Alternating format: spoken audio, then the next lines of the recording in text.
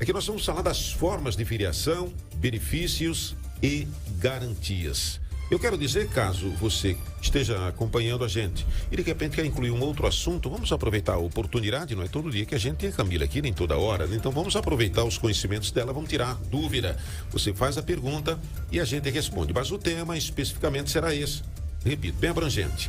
Bom, quais são as formas, Camila? Primeiro, revela, bom dia, seja bem-vinda mais uma vez ao programa. Quais são as formas de filiação? Daqui a pouco a gente entra nos benefícios, garantias, porque não custa repetir. É um tema bem vasto, né?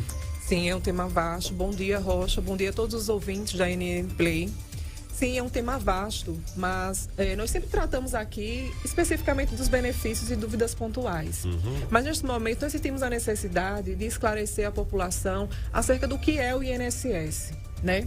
O INSS é o Instituto Nacional de Seguro Social, né? Nesse sentido, ele é uma forma de assegurar o trabalhador ou o autônomo, aquela pessoa que desenvolve a sua atividade, né, e que contribui obrigatoriamente para o INSS ou que escolhe contribuir como facultativo, de ter os seus direitos garantidos quando não puder desenvolver essa atividade profissional ou quando chegar à idade, né, para aposentadoria, advir algum fato, né, que venha não programado, que venha a impedir-lhe de trabalhar. Com relação às filiações, o que é que nós temos aqui para trabalhar com o ouvinte? Eu vou explanar um pouco sobre as 6 formas básicas, né, inicialmente, de filiação, para que o ouvinte ele consiga compreender em qual dessas categorias ele se enquadra e como ele pode procurar o INSS para reconhecer o seu direito. Então, né? Inicialmente, podemos dizer que são 6. São 6 inicialmente, alguns estudiosos até classificam em mais outras formas, mas basicamente essas 6 que eu vou citar, elas vão trazer um norte, né, para o nosso ouvinte, para que ele possa perceber qual tipo de segurado do INSS eu sou, como é que eu faço para me filiar, como é que eu garanto meus direitos, certo? Então, a primeira forma, Rocha, é o empregado, né? Que é o empregado tradicional. O que é um empregado? O empregado é aquela pessoa que tem um empregador, tem um patrão, né? E ela desenvolve essa atividade profissional com regularidade, ela tem horário, ela tem um salário, ela tem a subordinação. Subordinação para o direito previdenciário e para o direito trabalhista também é aquela relação em que nós recebemos uma diretriz, né, de como trabalhar, ordem, de o que devemos fazer naquele dia de trabalho, naquele contrato profissional e desenvolvemos aquela atividade. Seja o atendente de caixa de supermercado, seja o motorista que se enquadra, muitas vezes, dependendo do vínculo, né, como empregado doméstico ou como empregado, se ele for diretamente contratado por uma empresa. Além disso, nós temos empregado doméstico, né? O empregado doméstico, diferente do empregado comum de filiação, esse primeiro que eu citei, é aquela pessoa que desenvolve uma atividade com um vínculo de pessoalidade. O que é esse vínculo de pessoalidade? É aquela pessoa que trabalha diretamente para uma pessoa física, por exemplo. O que é uma pessoa física? É aquela patroa que lhe contrata para trabalhar na casa dela, né? Que é diferente da diarista, né? A diarista é aquela pessoa que vai lá e trabalha 2 dias na semana e já vai se enquadrar em uma outra categoria de segurado que nós vamos falar daqui a pouco. É aquela pessoa que vai lá e trabalha mais de 2 dias, contratada para uma determinada pessoa, né? Aquela família, que ela desenvolve aquela atividade. Como empregado doméstico, nós podemos incluir o motorista, né? Particular, e nós temos o caseiro, que cuida de chácaras, por exemplo. E nós temos a empregada doméstica, né, que é essa profissão tão valiosa, né, e que merece total reconhecimento todos os dias. A terceira categoria que nós vamos falar é a respeito do contribuinte individual. Quem é o contribuinte individual? O contribuinte individual é o autônomo, né? É aquela pessoa que aí se inclui o empresário, se inclui o MEI, se inclui aquela pessoa que o vendedor ambulante, aquela pessoa que é o diarista. Profissional liberal, no geral, o advogado, o médico, o nutricionista, que tem o seu consultório e presta esse serviço diretamente. Então, a responsabilidade de ir lá, recolher, fazer inscrição e contribuir para o INSS é desse profissional, né? Ele pode fazer um cadastro diretamente Isso eu falo inicialmente, né? O jovem profissional liberal, o jovem autônomo, aquela pessoa que quer começar a contribuir como autônomo, antes era empregado, também quer começar a contribuir, ela pode emitir a sua guia de contribuição no próprio site do Meu INSS e passar a fazer as suas contribuições de acordo com os rendimentos mensais, né? Existe o teto do INSS, que vai de um salário até 6, e essa contribuição ela vai ser realizada de acordo com o lucro oferido naquele mês, né? Desse sentido. Além disso, nós temos o segurado especial. O segurado especial é o agricultor, que nós sempre falamos muito, que é aquele que desenvolve a atividade no campo, né, com a sua rocinha. O segurado especial, ele não precisa pagar diretamente ao INSS, porque o sistema de governo ele já faz um desconto de contribuição diretamente nos insumos agrícolas, né, nas transações de produtos, na venda, na compra da grande indústria agrícola. Então, ele precisa apenas comprovar que trabalha na roça, tá certo? E nós temos o facultativo. Quem é o facultativo?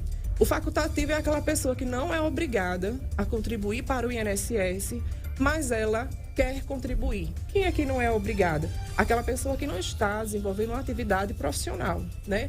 A dona de casa, o estudante. O único requisito que o INSS pede é que seja a partir dos 16 anos, né? Então, tem 16 anos. Sou estudante. Por exemplo, o estagiário, né? Que pode se colocar, sim, na condição de segurado facultativo, porque ele tem a opção de contribuir ou não contribuir.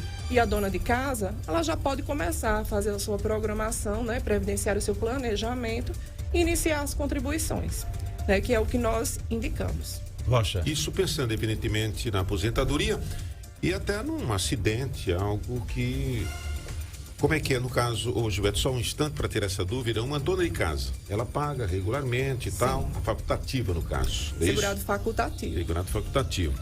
Então, essa pessoa sofre um acidente e não tem condição de continuar desenvolvendo o seu trabalho em casa. Essa pessoa vai ter o auxílio mensal?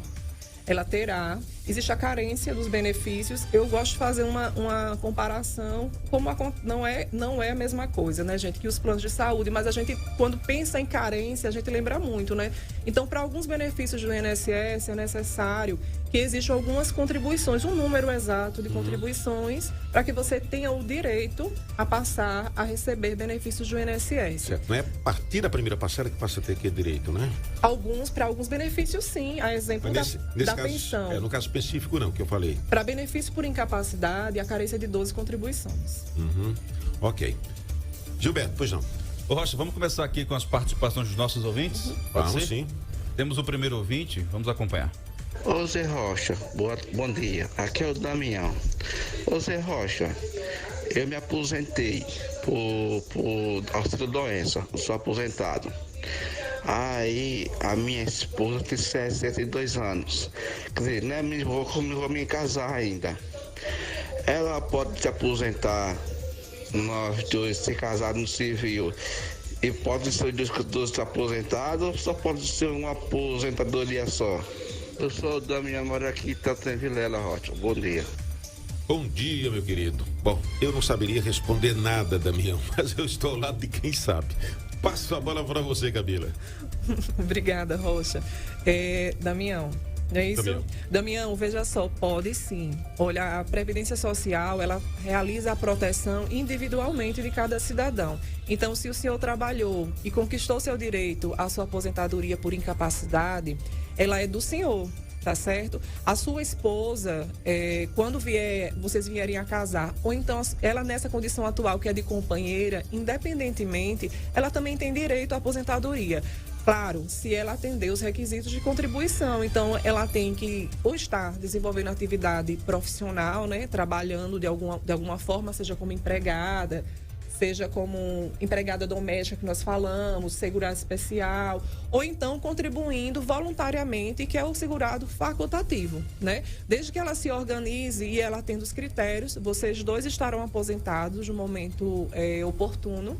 Inclusive, O fato dele, não sei a forma de filiação dele, mas o fato dele ser urbano, por exemplo, ser uma pessoa que tem um emprego urbano e ela, porventura, seja uma pessoa que vinha desenvolvendo atividade rural também, não retira dela o direito, né, de segurado especial, desde que ela comprove a atividade individual, como agricultora, que ela ia lá, colocava a rocinha dela. Acontece muito aqui na nossa região, né, do interior do país. Então, os dois, sim, poderão receber as suas aposentadorias. Então, meu amigo Damião, eu não acredito que isso aí fosse um empecilho pro casamento. Mas se era, pode casar, viu? Pode casar. Vamos lá, Gilberto. Temos mais um ouvinte aqui, Rocha. Bom dia, todo mundo aí da bancada aí, Gilberto. Eu queria saber um negócio também, que o INSS, quando chega lá, o médico quer provar se é com as mãos cheias de calo, o cara tiver todo esbagaçado, isso aí, a aposentadoria, quem tá falando é o gibi. Isso, senão, não aposenta, não aprova. Queria saber sobre isso aí, que tá acontecendo, entendeu? Quem tá falando é o gibi aqui de Feira Grande. Tá bom, Gibi? Rapidinho aqui, viu, Rocha? Doutora Camila? Sim. É mais uma questão, acredito eu, da aposentadoria rural, né? Rural. Que precisa fazer essa verificação e talvez esse atendimento à distância muitas vezes dificulta esse trabalho também do pessoal do INSS, né, doutora? Sim, Gibi, é muito importante essa pergunta dele para que a gente tenha a oportunidade de esclarecer até uma questão histórica, né, de normas do INSS. Gibi e todos os outros ouvintes. No ano de 2017, o INSS extinguiu, né, a entrevista rural. Você se recorda, Rocha? Sim. As pessoas iam ao INSS para o atendimento presencial, lá chegando. Nós tínhamos, né, pelas normas do INSS, que receber a documentação. E uma outra etapa para confirmação e concessão do benefício rural era confirmar, por meio de entrevista, que tinha no final um parecer do servidor, se ele percebeu, se ele confirmou pelas respostas daquele segurado, se ele era agricultor mesmo. Como também tinha visitas, não tinha? Tinha fiscalização, que chamava pesquisa externa. A pesquisa externa hoje no INSS, aquela que vai lá na zona rural, ver se a pessoa realmente coloca a roça, trabalha, ela já não existe mais para essa finalidade no reconhecimento inicial de direito, que é quando a pessoa dá entrada, né? Inicialmente, o segurado vai lá e requer. Existe apenas esse tipo de auditoria nos casos de monitoramento, né? Que são os casos de denúncia, investigação, fase recursal, mas no reconhecimento inicial não tem mais essa pesquisa. Doutora, mas isso não evitava fraudes, não? Evitava fraudes, mas em 2017, o que foi que se entendeu? Como a Previdência Social ela trabalha com direito administrativo e um direito tão importante, né? Os processos são administrativos e o direito previdenciário. Houve um entendimento naquela legislação que entrou em vigor naquela época que a análise ela deveria ser pautada estritamente em documentos. Então, a partir dali, nós mudamos a forma de trabalho, né, conforme a orientação, e não podemos mais realizar a entrevista rural. Mas, assim, só esclarecendo, desde aquela época, o servidor do INSS, ele não estava autorizado a fazer a inspeção. O que o nosso ouvinte acabou de falar, ele falou da inspeção, que é quando pega-se nas mãos e verifica-se os calos. Na mão que qualquer agricultor tem. Isso. Quem é que faz esse tipo de inspeção atualmente? Ela é verificada no judiciário. Por quê? No judiciário, o magistrado ele tem a livre convicção motivada, né, do processo judicial. Enquanto nós, servidores do INSS, nós não temos a liberdade mais nem de ouvir vizinhos, né? Não podemos solicitar pesquisa externa. Da mesma forma, nós não realizamos entrevista, né? Então, a nossa análise hoje, no administrativo do INSS, ela é somente documental. Apresentou os documentos, será reconhecida a atividade rural. Ele citou o perito, né? No âmbito da perícia médica federal, nós também não participamos, né? Os peritos médicos hoje, eles são autônomos, né? Eles têm uma autonomia administrativa e funcional com relação ao INSS, eles são peritos do governo federal e prestam serviço ao INSS. Então, eles estão desvinculados, né? É uma categoria que já não faz parte do corpo do INSS. Com relação, se o médico, por acaso, né, chegar a fazer esse tipo de contato, provavelmente é numa forma de consulta comum. Não é com a finalidade de aferir a atividade rural, porque ele não participa do reconhecimento da atividade do segurado. Ela é totalmente administrativa. Ok. Então, hoje o que vale são documentos. São documentos. Ok. Mais alguma coisa por aí, Gilberto? Temos sim. A Edneuza Gadi tem uma participação também aqui, Rocha. Bom dia, Rocha. Bom dia a todos. Bom dia, Camila. Camila, eu tô com uma dificuldade de pegar o meu quinis, que eu tô dando entrada na minha aposentadoria pela prefeitura, né, que eu sou funcionária pública, mas a maior dificuldade que eu tô tendo é de conseguir baixar pegar esse quinis, porque eu fui até o INSS, cheguei lá o INSS disse que não é com eles, tive que baixar o meu INSS no meu aparelho e eu não consigo. Fica só girando. Como é que eu faço para pegar esse quinis, Camila? Eu tô precisando para ontem, meu amor. Diga aí qual é o caminho, por favor. Bom dia, sou Edneuza Gadi, tá? Edneuza, bom dia, tudo bem? Existe sim situações excepcionais em que o segurado ele não consegue, né, utilizar os canais remotos. Um dos serviços do INSS é a emissão da senha inicial para acesso ao meu INSS. Esse ela confirmou para a gente que conseguiu, né? Ela foi no INSS, pegou a senha, baixou o aplicativo, mas ela não consegue fazer o download do seu extrato do Cadastro Nacional de Informações Sociais. É comum reclamação desse tipo? É internet, né? Sistema. Então, volta e meia, o sistema pode realmente ter alguma dificuldade. Geralmente, a gente orienta que acesse em outro horário ou mais tarde, mas normalmente funciona. Qual é a orientação nesse caso? O INSS retornou ao atendimento presencial. Existe um tipo de agendamento que se chama atendimento especializado, certo?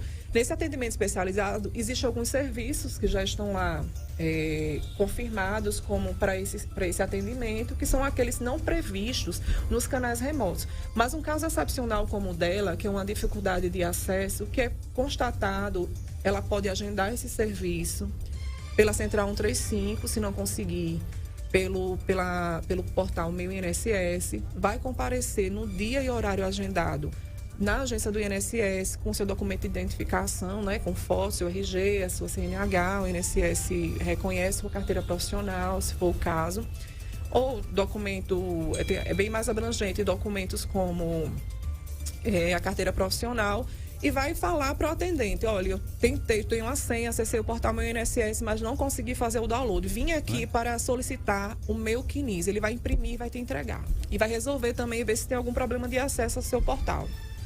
Então, se não funcionar a parte remota, vai na física mesmo, na presencial. Vai na nacional. A Edneuza, inclusive, colocou aqui pra gente que tentou em vários horários e mesmo assim não conseguiu resolver o problema. Temos mais uma participação aqui, Rocha e doutora Camila. Vamos acompanhar. O Carlinho tem uma participação também. Bom dia, Rocha. Bom dia a todos aí da bancada da NN. Eu queria saber sobre aí do INSS. Dois aposentados numa casa. Um faleceu, por exemplo, no dia 10. Aí para tirar o dinheiro no dia 20. Aí o dinheiro já estava na conta. Aí foi a família, tirou o dinheiro. Aí para transferir o aposento de um para o outro que ficou. Aí vai vir descontado esse dinheiro que foi tirado, ou não vai ser descontado, ou não pode transferir. Como é que fica isso aí? Porque tinha umas dívidas para pagar, aí a família foi e tirou. Sem consultar o INSS. E aí, como é que pode? Como é que faz? E aí, Camila? Vamos resolver? Vamos lá. Então, é muito comum, certo? Existe uma cultura, inclusive antigamente, alguns benefícios, como existia um auxílio funeral, né? Então as pessoas entendiam que podiam receber o último mês do benefício, mesmo com dias pós-óbito, para poder custear as despesas do velório ou alguma dívida que tinha ficado. Qual é a orientação para toda a população?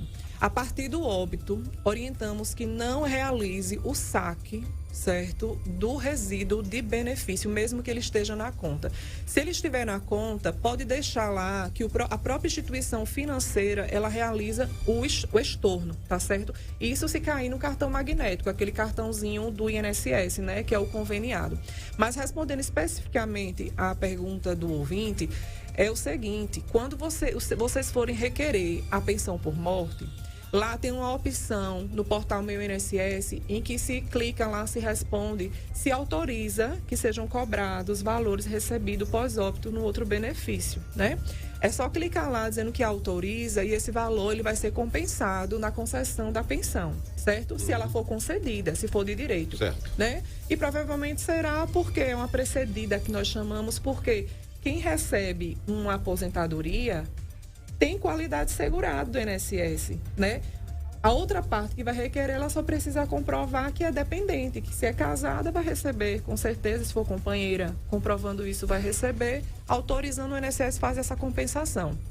Me parece que o ouvinte deixou uma certa dúvida, não sei se eu entendi mal, talvez pensando em punição numa próxima, essa transferência de aposentadoria, já que houve um óbito aí, para quem tira, pelo fato de ter tirado. Essa punição é possível ou não? É possível, mas ela se dá simplesmente com a compensação, tá certo? Então, o INSS ele não tem como prática, nesse tipo de situação, instaurar um processo criminal, tá certo? Isso acontece nos casos em que quem recebeu não devolve o dinheiro para o INSS. Então, a gente realmente faz a apuração dos valores, a gente realmente encaminha para a Polícia Federal, certo? E a Polícia Federal ela vai ter que identificar quem foi que recebeu, ou então o setor de monitoramento operacional de benefício. Mas sendo autorizado e concedida a pensão, é realizada a compensação. Mas tinha uma hipótese. Vamos supor que tenha havido o saque e a pessoa que requereu, ela, por exemplo, ela não comprovou que tinha união estável. Então não foi concedida a pensão para ela. Ficou por isso. Ou então a pessoa que faleceu, ela não tinha dependentes para gerar uma pensão. Acabou ali, né? O benefício dela. Era só a aposentadoria. Como é que resolve? Nós aconselhamos que quem recebeu compareça ao INSS, declare que houve esse equívoco por meio daquele agendamento especializado que nós comentamos agora, ou se for uma situação de urgência, basta comparecer que o gerente da agência ou o atendente, ele vai providenciar a instauração de um pequeno processo administrativo, vai gerar a guia de recolhimento. Essa pessoa ela vai pagar essa guia numa casa lotérica, em instituição financeira comum, e esse dinheiro vai voltar para o INSS e fica resolvida a situação. Em outras palavras, abrir o jogo e ser sincero. Isso, somente. Não tem grandes dificuldades. Ok. Nós temos uma pergunta, o Fabinho está mandando aqui.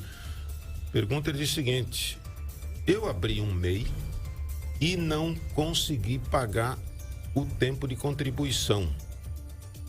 Mesmo assim, eu tenho direito à aposentadoria? Vamos ver se eu consigo. Você entendeu? Eu vou repetir aqui. Eu estou lendo literalmente como ele mandou aqui. Bom dia, todos do Comando 91. Eu abri um MEI e não consegui pagar o tempo de contribuição. Mesmo assim, eu tenho direito à aposentadoria? Detalhe é o seguinte, ele parou de pagar. Pelo que eu entendi, que ele parou de pagar. Significa dizer que mesmo parando com esse tempo que ele teve de pagamento, não sei quanto tempo ele pagou, mas ele já está pensando aqui na aposentadoria. Mesmo parando de pagar o MEI, ele terá direito à aposentadoria? Sim, ele terá direito à aposentadoria desde que ele complemente o que falta, né? Para que ele implemente e continue pagando. Tem uma exceção do INSS que é a seguinte: o autônomo, não especificamente o MEI, porque o MEI ele tem que comprovar que a atividade empresarial dele teve continuidade, né? Para poder ele recolher o período atrasado e tudo mais, movimentações financeiras e tudo mais. Mas vamos supor o profissional liberal, um médico. Esse médico, ele vinha contribuindo todos os meses para o INSS. Eu estou incluindo a situação dele de MEI como contribuinte individual juntamente com o médico. Ele vinha contribuindo para o INSS, ele estava com a atividade de médico dele lá cadastrado no INSS, mas mesmo continuando o seu trabalho, ele tem um deixou de pagar. Não cumpriu essa obrigação, deixou de pagar em dias um ano, por exemplo, da sua vida, e depois ele retomou, depois de um ano, a pagar a partir dali. Hoje ele está com a idade e na hora que fez o cálculo, faltou exatamente um ano para ele se aposentar. A regra previdenciária ela é muito clara nesse sentido. Se ele comprovar que tem contribuições anteriores em dia, certo? E ele continuou desenvolvendo essa atividade. Se ele tem inscrição no INSS, o INSS permite que ele pague passado, tá certo? Desde que ele já tenha contribuições como autônomo anteriormente, que essas contribuições tinham sido em dia, que ele comprova a atividade como profissional liberal. Por quê?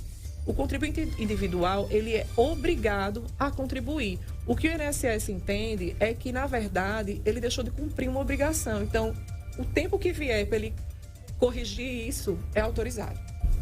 Ok. Então, em outras palavras, no caso específico aqui do Fabinho, ele pode pagar esse tempo que deixou de pagar, se é que ele continuou com a atividade. Se ele comprovar que a empresa realmente continuou com essa atividade. Se não continuou, aí complicou.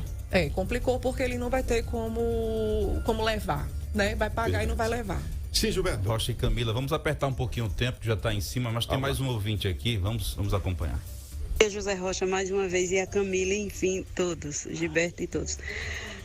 Doutora Camila, eu queria saber, eu fui negada no INSS, aí fui para a Receita Federal, né, com o juiz. Aí foi muito bem a pergunta desse rapaz aí sobre calo. Aí o juiz não me considerou também por conta que eu não tinha calo na mão, né? Mas será que eu tenho alguma chance ainda, Camille? Já estou passando até da idade e não fui considerada. Ele massageou minha mão e disse, mão macia, né? E olhando assim pra minha cara, tipo de uma... mangando, né? Zombando. Achou que eu não tinha capacidade de trabalhar na roça. Só que eu trabalho de roça. E trabalho em casa também, né? Porque se eu não cuidar da minha casa, né? Quem vai cuidar? Mas que eu sou agricultora. Mas será se eu tenho chance, doutora? Desculpa a pergunta e a forma de perguntar, tá bom? Tenha um bom dia para todos aí. Bom, o importante é que a pergunta fique bem clara. O que ela quer saber é o seguinte, se pode se aposentar. Eu acho até que indiretamente você já respondeu, porque depende da documentação, não é isso? Depende da documentação e não precisa pedir desculpa. Na verdade, o seu questionamento, ele faz parte do nosso dia a dia, né? Enquanto estávamos no atendimento presencial, e para quem está no balcão ainda, né? Eu atendi por 9 anos, né? Essa é uma pergunta que toda semana nós tínhamos pelo menos algumas, né? Nesse mesmo sentido. Como é que funciona? Olha, o INSS, ele faz parte da esfera administrativa. A justiça faz parte da esfera judicial. Existe uma autonomia entre esses entes, certo? Ela teve um indeferimento, né? Primeiro no INSS, depois ela procurou o judiciário. Hoje mesmo eu falei aqui sobre a livre convicção motivada do juiz, né? Então, o juiz, ao fazer a inspeção, ele concluiu que não havia indícios, né? Provavelmente, para ele chegar a essa conclusão, também deve haver uma carência de documentos no caso dela, né? Provavelmente, assim, pela nossa experiência. Como é que funciona? A senhora vai ter que ver como é que foi o resultado dessa sentença do juiz, se ele disse categoricamente, você não é agricultora de forma alguma, nunca trabalhou e essa sentença transitou em julgado, ou se ele disse, nesse momento não há provas suficientes. Se não há provas suficientes, nada impede que a senhora requeira administrativamente, tá certo? Faça um estudo melhor, peça auxílio, agende um atendimento especializado, vá conversar com alguém que entenda, nos escute também aqui, para montar a sua documentação da melhor forma possível, né? Buscar outras provas e requerer novamente administrativamente, certo? Ok. Bom... Então é isso aí, gente. Sempre muito interessante. Vocês que estão nos ouvindo agora, principalmente no caso da aposentadoria especial ou agricultor. Qualquer documento que prove que você é agricultor é sempre interessante ser levado no momento que você vai para a aposentadoria. Porque, como já foi dito, não custa repetir, os documentos é aquele que fala mais alto, né? Independente de calo, exatamente. Mesmo que não tenha nenhum calo. Mas se você leva a documentação necessária, vai se aposentar, não vai? Desde que comprove por meio de documentos para o INSS, essa análise ela é estritamente documental. Isso, né? Ok. Agora, os calos podem ajudar um pouquinho, mas no fundo... É natural, né? Quem desenvolve uma atividade braçal, geralmente nós temos as marcas da nossa categoria profissional, né? Sim. Aquele que é motorista geralmente tem lesões específicas, são lesões específicas do trabalho. Verdade. Não é? Agora depende muito de como ela desenvolver essa atividade. A gente também tem que pensar de uma forma mais abrangente, Rocha, porque muitas pessoas, às vezes... Não significa porque você trabalha na roça que você desenvolve todas as atividades. Se ela é em regime de economia familiar, talvez o trabalho mais pesado, aquele de pegar realmente a enxada, seja feito pelo esposo. Ela coloca as sementes, ela faça um tipo de colheita e nem sempre, nós sabemos que aqui no Nordeste, o pessoal trabalha de março a setembro, existe o tempo, né, que essa plantação fica lá esperando, se cuidando. Então, não necessariamente a pessoa tem que ter uma mão extremamente evidente, calejada, né? É casa a casa. E tem também a questão da mecanização hoje. Você tem que levar em consideração. Os EPIs, facilita. Os verdade? EPIs, não é isso? Isso. Bom, Camila, mais uma vez, muito obrigado, ok? Bom final de semana. Disponha. Sexta-feira estaremos aqui de novo. Se Deus quiser. Se Deus quiser. Um abraço, até lá, gente. Bom final de semana para todos.